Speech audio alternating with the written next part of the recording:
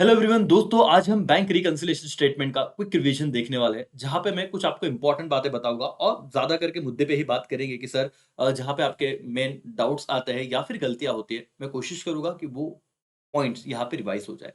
देखो, तीन तरह के क्वेश्चंस आप बीआरएस में देख सकते हो। एक तो नॉर्मल क्वेश्चन, नॉर्मल मतलब सर जिस तरीके से हम फॉर्मेट बना के चलते हैं और स्टार्टिंग पॉइंट हमें पता होता है। अगर मैं आपको बताऊँ कि भई स्टार्टिंग पॉइंट हमको इन 4 में से कोई भी एक मिलने वाला है, ठीक है ना? और हमने समझा है कि अगर balance as per cash book दिया है, तो हम लोग स्टार्टिंग पॉइंट डेबिट लेते हैं, ठीक है? ये तो आपको पता ही होगा। अगर पासबुक है, तो क्रेडिट, ओवरड्राफ्ट कैश बुक है, तो क्रेडिट करके, ये याद रखना। और ओवरड्राफ्ट पासबुक है, तो डेबिट। मतलब अगर आप एक चीज़ भी याद रखोगे कि नॉर्मल कैश बुक का स्टार्टिंग पॉइंट डेबिट है और नॉर्मल पासबुक का स्टार्टिंग पॉइंट क्रेडिट है। तो ओवरड्राफ्ट अगर कैश बुक आया, तो उसका स्टार्टिंग पॉइंट क्या हो जाएगा बॉस? क्रेडिट, क्योंकि नॉर्मल का डेबिट है तो ओवरड्राफ्ट का क्रेडिट। वैसे नॉर्मल पासबुक का स्टार्टिंग पॉइंट अगर क्रेडिट है तो ओवरड्राफ्ट पासबुक का स्टार्टिंग पॉइंट क्या हो जाएगा? डेबिट। तो ये दो चीजें याद रखिए, अपोजिट में आपको ओवरड्राफ्ट में लगाना है। इसी के साथ स्टार्टिंग पॉइंट में बहुत बार बैलेंस एज पर कैश बुक की जगह पे फेवरेबल बैलेंस एज पर कैश बुक देते हैं। तो फेवरेबल का मतलब भी डेबिट ही होगा। और favourable balance as per passbook दिया तो उसका मतलब पासबुक का नॉर्मल बैलेंस क्रेडिट ही होगा। लेकिन अगर आपको इसकी जगह पे ऐसा दिया, अनफेवरेबल बैलेंस एज पर कैश बुक, तो अनफेवरेबल का मतलब होता है ओवरड्राफ्ट कैश बुक, तो आपका स्टार्टिंग पॉइंट क्या बन जाएगा बॉस? क्रेडिट। ये आपको पता है, मुझे आइडिया है, लेकिन फिर भी मैं एक बार बता देता हूँ ताकि फिर आगे जब हम बढ़ जाए तो इन चीजों पे दिक्कत नहीं होनी चाहिए। दोस्तों, उसी तरीके से अगर उन्होंने कहा unfavourable balance as per passbook, तो अनफेवरेबल मतलब ओवरड्राफ्ट की बात चल रही बॉस। फेवरेबल पासबुक का क्रेडिट बैलेंस था तो अनफेवरेबल का डेबिट रहेगा। वही चीज है, सिर्फ शब्द बदल जाता है। ओके। वर्किंग नोट तो आपको पता ही है हम किस तरीके से निकालते हैं। एक कैश बुक का फॉर्मेट होता है, एक पासबुक। गलती मत करना, रिसीट पेमेंट, पेमेंट रिसीट, इस तरीके से हम लोग लिखते हैं। ठीक है, डेबिट क्रेडिट सेम होता है करके दोनों जगह। जो कैश बुक का डेबिट साइड रिसीट है, तो पासबुक का डेबिट क्या है? पेमेंट है। और वर्किंग नोट करते वक्त आपको इतना पता है कि जो चीज रिसीट साइड को आती है कैश बुक के, वो पासबुक के भी रिसीट को आना ही चाहिए करके। ठीक है, वर्किंग नोट पे हम आगे बढ़ेंगे, कोई बात नहीं, वर्किंग नोट का फॉर्मेट पता है। बेटा आपको और एक चीज बता दूं कि लिखते वक्त bank reconciliation statement as on हम लोग लिखते हैं, फॉर द ईयर एंडेड वगैरह नहीं आता। तो डेट हम यहाँ पे अच्छे से लिखेंगे जो भी आपको दिया हुआ है। पर्टिकुलर्स अमाउंट के दो कॉलम होते हैं। जैसे आपका स्टार्टिंग पॉइंट होगा बैलेंस एज पर कैश बुक, ये अमाउंट हम यूजुअली आउटर कॉलम में लिखते हैं। फिर ऐड वाले जितने भी पॉइंट रहेंगे उस सबका टोटल, लेस वाले जितने भी पॉइंट रहेंगे उस सबका टोटल, और अल्टीमेटली हमारा एक आंसर आता है। इसमें मैं 1 मिनट का डिस्कशन करना चाहूँ। अगर हमारे सम की शुरुआत बैलेंस एज पर कैश बुक है, तो हमारा जो एंड आंसर आता है वो हमेशा क्या आता है? Balance as per passbook. लेकिन ये कब होता है उसके एग्जांपल। अगर मेरा स्टार्टिंग पॉइंट में बैलेंस एज पर कैश बुक 1000 रुपया था, सब कुछ ऐड मैंने किया 900, तो कितना हो गया भाई? 1900। इसके बाद मैंने लेस किया सपोज 1200, तो 1900 में से लेस के जो भी अमाउंट हो गए, अब मैं उसमें नहीं जा रहा हूं, 1200 लेस हुआ, तो 1900 में से 1200 गए। अब मेरे पास आंसर कितना बचा? 700। क्या ये पॉजिटिव है कि नेगेटिव है? But obvious positive. तो ऐसा अगर नॉर्मल सिनेरियो है, तो अगर आपने शुरुआत बैलेंस एज पर कैश बुक से की, तो एंड क्या होगा? Balance as per passbook. लेकिन इस केस में थोड़ा उल्टा गणित होता। मतलब क्या सर? देखो, स्टार्टिंग पॉइंट 1000 था, 900 ऐड हुआ तो टोटल 1900 हो गया। और आपको यहां पे कहते कि लेस का जो टोटल है वो आ रहा था 2000। लेस का टोटल आ रहा था 2000। तो 1900 में से 2000 गए बेटा, तो कितना बैलेंस बचेगा बताओ? तो आपका बैलेंस बचेगा -100। अगर -100 आया तो ये छोटी सी बात याद रखिए, आपका शुरुआत तो बैलेंस एज पर कैश बुक था, लेकिन अब नेगेटिव में आंसर आ रहा है, तो यहाँ पे आप लिखोगे balance as per overdraft passbook. ये छोटी सी बात है, यहाँ पे गलतियां मत करना। ठीक है ना? रिकॉल हुआ कि नहीं हुआ? सेम आपका, अगर ये शुरुआत होती ओवरड्राफ्ट कैश बुक, पॉजिटिव रहता तो कोई दिक्कत नहीं, लेकिन अगर नेगेटिव में आए तो नॉर्मल आप उसको, मतलब ओवरड्राफ्ट कैश बुक है तो एंड ओवरड्राफ्ट पासबुक से होना चाहिए, लेकिन अमाउंट नेगेटिव आए तो सिर्फ पासबुक लिखना। इतना क्लियर है बॉस? अगर आपकी शुरुआत कैश बुक से तो एंड पासबुक से होगा, लेकिन आपका बैलेंस पॉजिटिव चाहिए। अगर नेगेटिव आए तो पासबुक को सिर्फ ओवरड्राफ्ट पासबुक कर दे। अगर आपकी शुरुआत पासबुक से, तो आंसर क्या आएगा? Cash book.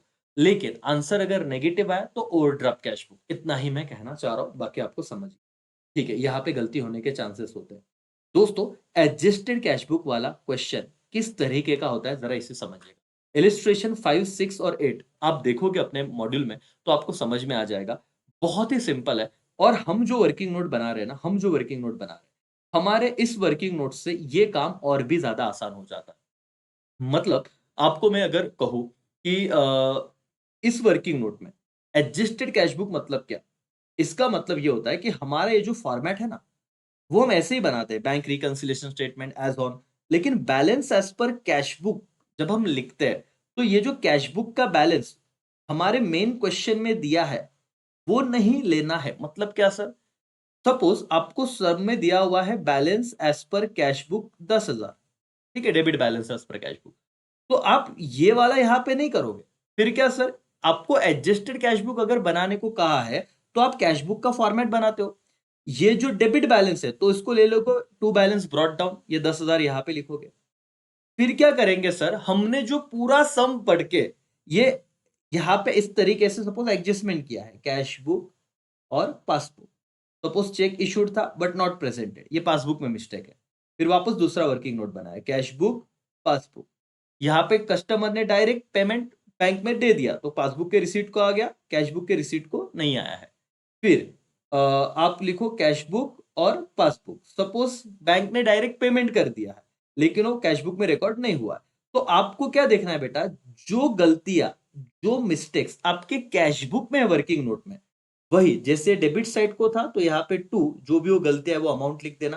क्रेडिट साइड को था तो बाय, ये अमाउंट यहाँ पे लिख देना। आपको बस पासबुक वाली चीजों को हाथ नहीं लगाना है। जो मिस्टेक कैश बुक में हुआ, उसे ही आप एडजस्टेड कैश बुक मतलब इस लेजर में उस रिस्पेक्टिव जगह पे पोस्ट कर देते हो। और अल्टीमेटली फिर सपोज ये 10,000 था, फिर ऐड हुआ 5,000, लेस हुआ 3,000, तो 15 में से 3 गए, तो कैरिड डाउन कितना है बॉस? 12,000। तो अब ये जो आंसर आया ना बेटा 12,000, अब जब आप बीआरएस बना रहे हो, तो बैलेंस एज पर कैश बुक में आप यहाँ पे 12,000 लिखोगे। देखो मैं आपको वापस बता रहा हूँ बेटा, कि सम की शुरुआत बैलेंस एज पर कैश बुक 10,000 से हुई, लेकिन जिस क्वेश्चन में एडजस्टेड कैश बुक बनाने को कहा है, उसमें हम लोग क्या करते हैं? पहले कैश बुक बनाते हैं, और ये जो अगर डेबिट बैलेंस है, तो डेबिट साइड को टू बैलेंस ब्रॉट डाउन करके लेते हैं। लेकिन कुछ कुछ सम कैसे होते हैं? ओवरड्राफ्ट कैश बुक वाले, जैसे इलिस्ट्रेशन आई थिंक सो पहला ही आपका, या आप देखो तो आपको ध्यान में आएगा। मतलब जो मैंने कहा कि फिक्स 5 6 7 8 में से एक इलिस्ट्रेशन ऐसा है जहां पे आपको balance as per overdraft cash book दिया, तो वहां पे आप कैश बुक बनाओगे, और ओवरड्राफ्ट कैश बुक है तो opening balance by balance brought down सिर्फ क्रेडिट साइड को लोगे। मैंने पूरे सम जब डिस्कस किए तो इस तरीके से बताया भी है, मैं लगता है तो मतलब आगे मैं बताने वाला हूँ थर्ड इस पे, ये इलिस्ट्रेशन 11 और 9, ये आपको वापस से मैं देने वाला हूँ, लिंक दिए है वो तो देखिएगा, लेकिन अभी इस डिस्कशन पे ध्यान दीजिए। मैंने क्या कहा? नॉर्मल रहा तो to balance brought down debit side, overdraft cash book रहा तो कहा लोगे क्रेडिट साइड को ब्रॉट डाउन। सिंपल है बेटा। और यहाँ पे ये वाला बैलेंस जो भी कैरिड डाउन वाला है वही होगा। और फिर अब बीआरएस में जब भी हम ऐड और लेस करेंगे, तो ओनली पासबुक वाले डिफरेंस लेंगे। हमारे वर्किंग नोट पे जहां जहां पासबुक में डिफरेंस आया है, उसको ही, अगर डेबिट डेबिट है तो ऐड करो, डेबिट क्रेडिट है तो लेस करो, दैट्स ऑल। इसके अलावा कुछ भी नहीं करना है। एडजस्टेड कैश बुक में आप लोगों को कैश बुक का लेजर बनाना है, बीआरएस करना है, लेकिन कैश बुक के लेजर में जो कैरिड डाउन वाला अमाउंट आएगा, उसी से आप स्टार्टिंग पॉइंट में उसे रखोगे करके। इतना ध्यान में आया राजा?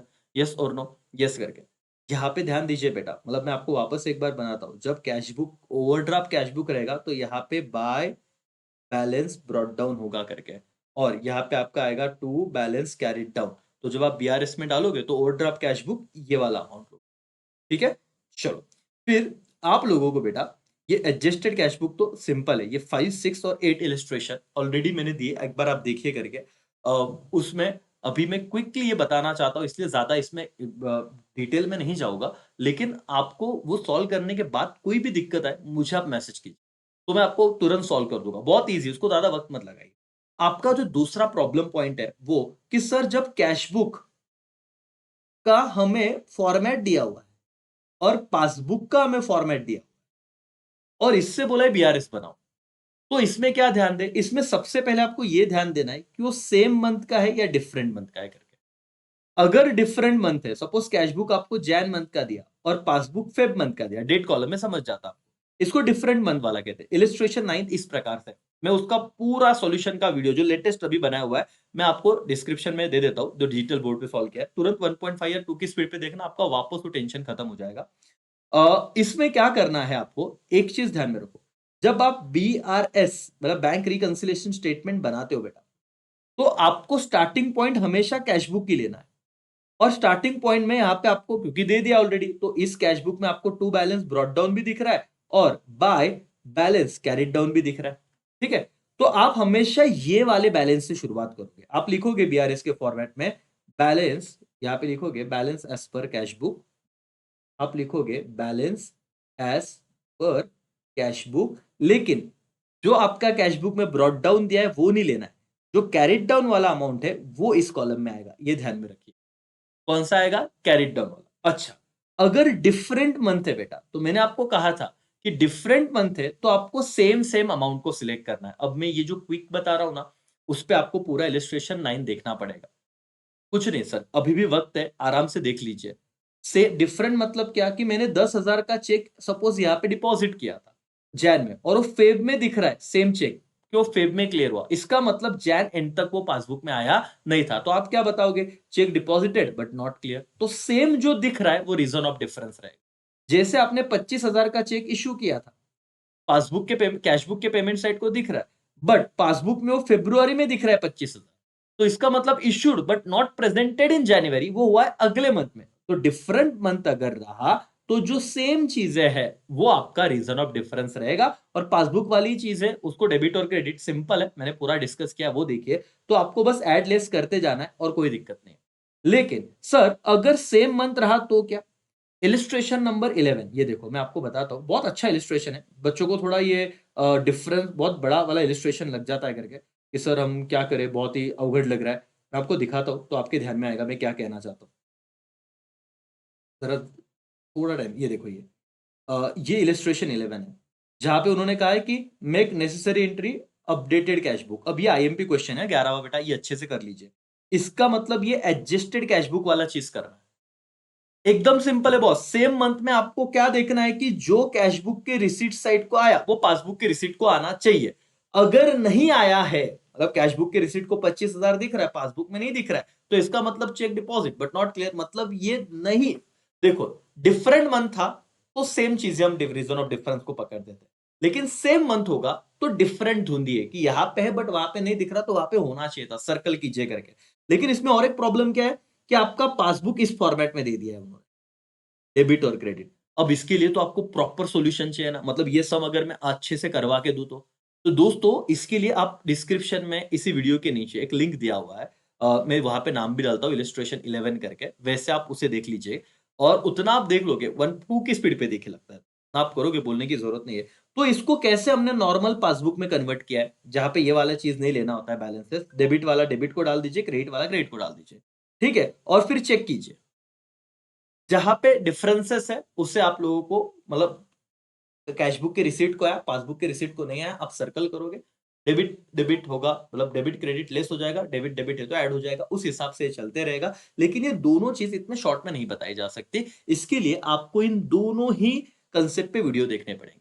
अब आपकी मर्जी से, आपको अगर परफेक्शन चाहिए तो वीडियो देखिए। और वीडियो कैसे है सर, मैंने सारी चीजें वहां पे डिस्कस कर दी है, सारी चीजें। मतलब ये जो थर्ड कैटेगरी है ना बेटा, कि स्टार्टिंग ये जो आपको इसी में डाउट है बहुत बच्चों, दो वीडियो, दो इलस्ट्रेशन कीजिए, उतने दो वीडियो देखिए, मैं आपको कहता हूं आपका पूरा टेंशन खत्म। ठीक है, एडजस्टेड कैश बुक मैंने एकदम शॉर्ट में बता दिया है, और रेगुलर सम तो आपको आता ही है। बाकी कोई दिक्कत नहीं है सर, इसमें आपको जो भी प्रॉब्लम है अब मेरे साथ उसे शेयर कीजिए, मैं आपको इसके बीआरएस की प्रॉब्लम, मतलब आपके डाउट तुरंत सॉल्व करके दूंगा। ठीक है, चलो यहाँ पे मैं रुकता हूँ, थैंक यू सो मच। और वो जो दो क्वेश्चन है ये तुरंत आप देख लीजिए, तो आपका ना वो कैश बुक और पासबुक का जो कंफ्यूजन है वो कंप्लीटली दूर हो जाएगा। चलो, थैंक यू।